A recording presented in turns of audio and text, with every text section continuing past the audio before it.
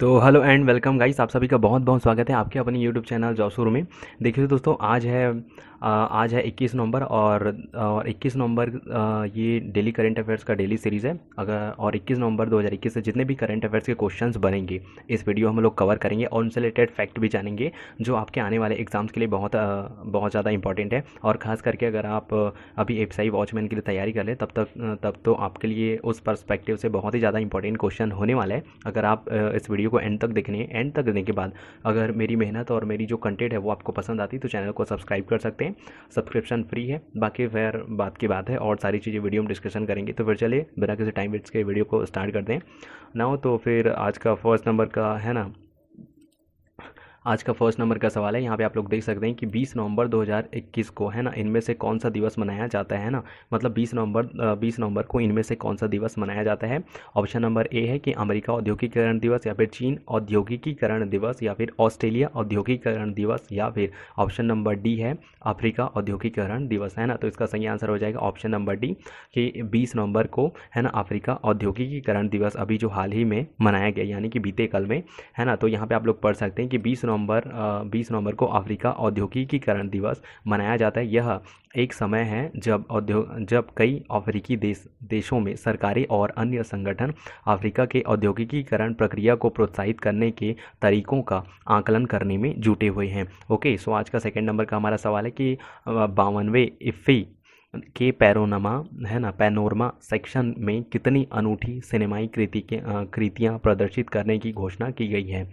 क्या 15 कृतियाँ प्रदर्शित करने की घोषणा की गई है, या फिर 32, या फिर 55, या फिर 68 कृतियाँ। इसका सही आंसर हो जाएगा ऑप्शन नंबर सी, यानी कि 52वें इफ्फी के पैनोरमा सेक्शन में 55 कृतियाँ जो है वो प्रदर्शित करने की घोषणा की गई है। यहाँ पे आप लोग पढ़ सकते हैं 52वें भारतीय अंतर्राष्ट्रीय फिल्म महोत्सव इफ्फी के पैनोरमा सेक्शन में विभिन्न फिल्मों का अनावरण हुआ है, जिसमें विश्व भर की 55 अनूठी सिनेमाई कृतियाँ प्रदर्शित की जाएंगी। ये 9 दिवसीय महोत्सव हाइब्रिड और वर्चुअल दोनों स्वरूपों में गोवा में 20 से 28 नवंबर 2021 तक आयोजित किया जा रहा है। आप सभी को पता होगा कि हर साल इफ्फी जो है नवंबर के महीने में हमेशा गोवा में ये फिल्म महोत्सव का आयोजन करता है। ओके, सो आज का थर्ड नंबर का सवाल है कि इनमें से किस मंत्रालय ने पशुपालन और डेयरी विभाग के साथ पशुधन क्षेत्र में सुधार करने के लिए समझौता ज्ञापन पर हस्ताक्षर किए गए हैं। क्या खाद्य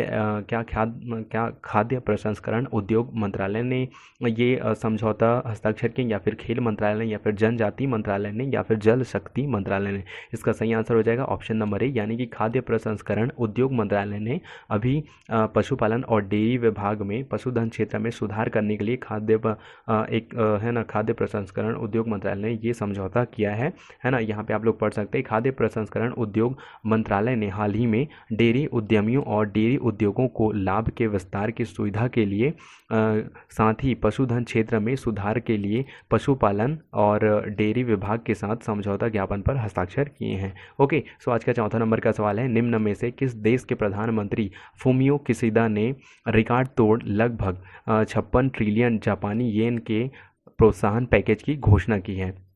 देखिए, तो इसका सही है ना ऑप्शन नंबर ए है श्रीलंका, या फिर ताइवान, या फिर सऊदी अरब, या फिर जापान, है ना। तो इसका सही आंसर हो जाएगा ऑप्शन नंबर डी जापान, क्योंकि देखिए इसका आंसर जो है यहाँ पे जापानी येन से ही आप समझ गए होंगे कि ये जो साइन है या फिर प्रोत्साहन पैकेज है वो जापानी गवर्नमेंट यहाँ पे प्रोवाइड करा रही है। यहाँ पे आप पढ़ सकते हैं कि जापान के प्रधानमंत्री फुमियो किशिदा ने हाल ही में रिकॉर्ड तोड़ लगभग 56 ट्रिलियन जापानी येन की प्रोत्साहन पैकेज की घोषणा की।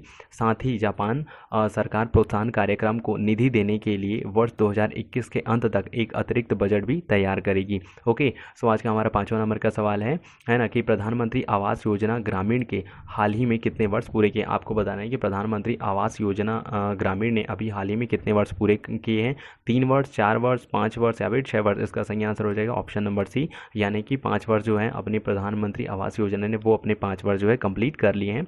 ओके, सो यहाँ पे आप लोग पढ़ सकते हैं ना, प्रधानमंत्री आवास योजना ग्रामीण के हाल ही में 5 वर्ष पूरे हो गए हैं। इस योजना के तहत 1.63 करोड़ आवास बनाए गए और इस अवसर पर ग्रामीण विकास मंत्रालय ने राज्यों, केंद्र शासित प्रदेशों के साथ विभिन्न गतिविधियों का आयोजन कर आवास दिवस मनाया। इस योजना के तहत अब तक है ना 1,47,218.31 करोड़ रुपये जारी किए गए हैं। ओके। सो आज का छठवां नंबर का सवाल है कि 21 नवंबर है ना, 21 नवंबर को विश्व भर में कौन सा दिवस मनाया जाता है। देखिए इंपॉर्टेंट डेट जितने भी होती हैं जिस भी वीक में जिस भी मंथ में आते हैं, देखिए इंपॉर्टेंट डेट जो होते हैं वो किसी भी एग्ज़ाम के लिए बहुत ज़्यादा इंपॉर्टेंट होता है। तो जितने भी इंपॉर्टेंट डेट्स होते हैं उनको आप अपने कॉपी में जिसमें भी आप चाहें हाईलाइट करके रख सकते हैं, नोट डाउन करके रख सकते हैं। ओके। क्या 21 नवंबर को विश्व हेलो डे मनाया गया, विश्व टेलीविज़न डे मनाया गया, या फिर विश्व दूरदर्शन दिवस मनाया गया, या फिर इनमें से तीनों दिवस जो है मनाया मनाया जाता है या फिर मनाया गया है ना। तो इसका सही आंसर हो जाएगा ऑप्शन नंबर डी, यानी कि 21 नवंबर को विश्व हेलो दिवस और विश्व टेलीविज़न डे और विश्व दूरदर्शन दिवस तीनों जो डे है वो एक ही दिन सेलिब्रेट किए जाते हैं। ओके। यहाँ पे आप लोग पढ़ सकते हैं 21 नवंबर को विश्व भर में विश्व हेलो डे, विश्व टेलीविज़न डे और विश्व दूरदर्शन दिवस मनाया जाता है। टेलीविज़न के दौरान दैनिक मूल्य को उजागर करने के लिए विश्व टेलीविज़न दिवस मनाया जाता है। संयुक्त राष्ट्र महासभा ने 17 दिसंबर 1996 को 21 नवंबर की तिथि को विश्व दूरदर्शन दिवस मनाने की घोषणा की है। और देखिए इसका पीडीएफ फाइल आपको टेलीग्राम के चैनल पर मिल जाएगा, तो वहाँ पे उसको ज्वाइन करके आज का जो ऑफिशियल पीडीएफ है करंट अफेयर्स का, आप उसको डाउनलोड कर सकते हैं। ओके। सो आज का हमारा 7वां नंबर का सवाल है कि सूक्ष्म लघु और मध्यम उद्यमों को समर्थन देने के लिए भारतीय लघु उद्योग विकास बैंक ने किस कंपनी के साथ भागीदारी की है, यानी कि किस कंपनी के साथ समझौता किया है ना। क्या फेसबुक के साथ ये भागीदारी की है, या फिर अमेजन के साथ, या फिर गूगल के साथ, या फिर ट्विटर के साथ। इसका सही आंसर हो जाएगा ऑप्शन नंबर सी, यानी कि गूगल के साथ अभी जो भारतीय लघु उद्योग विकास बैंक है ना, वो गूगल कंपनी के साथ अभी भागीदारी की, यानी कि पार्टनरशिप करिए। अब यहाँ पे पढ़ सकते हैं कि सूक्ष्म लघु और मध्यम उद्यमों को समर्थन देने के लिए भारतीय लघु उद्योग विकास बैंक ने गूगल इंडिया के साथ भागीदारी की है। इस समझौते के तहत सिडबी द्वारा सूक्ष्म लघु उद्यमों पर लक्षित एक ऋण कार्यक्रम लागू किया जा रहा है। ऋण का आकार 25 लाख रुपए से 1 करोड़ रुपए के बीच है। ओके। सो आज का 8वां नंबर का सवाल है कि तंबाकू के उपयोग के प्रचलन में रुझानों पर किस संगठन ने वैश्विक रिपोर्ट का चौथा संस्करण प्रकाशित किया है। क्या यूनेस्को ने ये चौथा संस्करण प्रकाशित किया है, या फिर विश्व बैंक ने ये 4th वर्जन जारी किया है, या फिर नाबार्ड ने, या फिर विश्व स्वास्थ्य संगठन ने। इसका सही आंसर हो जाएगा ऑप्शन नंबर डी, यानी कि विश्व स्वास्थ्य संगठन ने अभी जो तंबाकू के उपयोग के प्रचलन है उसका वैश्विक रिपोर्ट का 4th जनरेशन मतलब 4th संस्करण यहाँ पे प्रकाशित किया है। यहाँ पे आप लोग पढ़ सकते हैं कि विश्व स्वास्थ्य संगठन ने हाल ही में तंबाकू के उपयोग के प्रचलन में रुझानों पर किस संगठन के वैश्विक रिपोर्ट का चौथा संस्करण प्रकाशित किया है, जिसके अनुसार दक्षिण पूर्व एशिया के क्षेत्र ने तंबाकू के उपयोग में गिरावट का सबसे तेज दर हासिल किया है। ओके। सो आज का 9वां नंबर का सवाल है कि इनमें से किस राज्य ने हाल ही में अपशिष्ट कचरे के संग्रह को सुधारने और ट्रैक करने के लिए एक मोबाइल ऐप लॉन्च किया है। क्या गुजरात सरकार ने ऐसा किया है, या फिर महाराष्ट्र सरकार ने, या फिर पंजाब सरकार ने, या फिर केरल सरकार ने। इसका सही आंसर हो जाएगा ऑप्शन नंबर डी, यानी कि केरल सरकार ने अभी हाल ही में राज्य में अपशिष्ट कचरे के संग्रह को सुधारने और उसे ट्रैक करने के लिए एक मोबाइल लॉन्च किया है। अब जानते हैं इसके बारे में कि ये कैसे काम करता है और कब कब इसको लॉन्च किया जाएगा। ओके। सो यहाँ पे आप लोग पढ़ सकते हैं कि केरल सरकार ने हाल ही में अपशिष्ट कचरे के संग्रह को सुधारने और उसे ट्रैक करने के लिए एक मोबाइल ऐप लॉन्च किया है। शुरुआती चरण में सभी 6 नगर निगमों, 300 ग्राम निकायों और 70 नगर पालिकाओं में स्मार्ट कचरा मोबाइल ऐप लॉन्च किया जाएगा। ओके। सो आज का 10वां और सबसे अंतिम क्वेश्चन है कि केंद्र सरकार के वार्षिक स्वच्छता सर्वेक्षण में कौन सा लगातार है ना 5वीं बार सबसे पहले स्थान पर रहा है। देखिए हर वर्ष आपको पता होगा कि केंद्र सरकार वार्षिक स्वच्छता अभियान के लिए वार्षिक स्वच्छता सर्वेक्षण करता है, जिसमें जो सबसे क्लीन सिटी है उसमें वो टॉप में रखती है, फिर सबसे जो मतलब जो सबसे गंदी वाली सिटीज़ है उसको सबसे नीचे में रखती है। तो अभी इसका जो है रिपोर्ट जारी हो चुका है, तो आपको इनमें से बताना है कि कौन सी ऐसी सिटी है जो 5वीं बार सबसे टॉप में रही। देखिए ये तो एकदम बेसिक लेवल का क्वेश्चन है, क्योंकि जो साल दर साल जो करंट अफेयर्स को फॉलो कर रहे हैं वो हर साल इनको एक क्वेश्चन ये देखने को मिल जाता है।